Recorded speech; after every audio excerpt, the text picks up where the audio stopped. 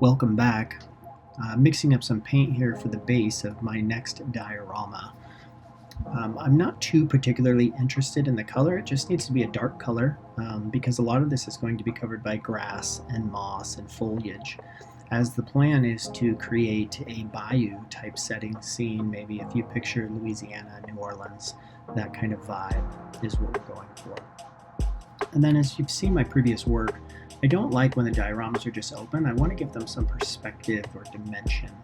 So you can see here we've got some walls on the back that will give us a little bit better positioning for pictures and photography.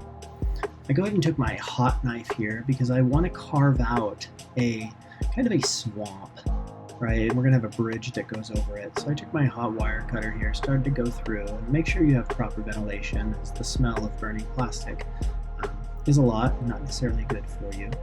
So I start to pick away at some of the pieces. We're using Lego minifigures, so for scale, I don't need tons of depth to the bayou here, to the lake. Start to sand it to get some clarity. You'll see shortly I use some Mod Podge to start to seal the XPS foam.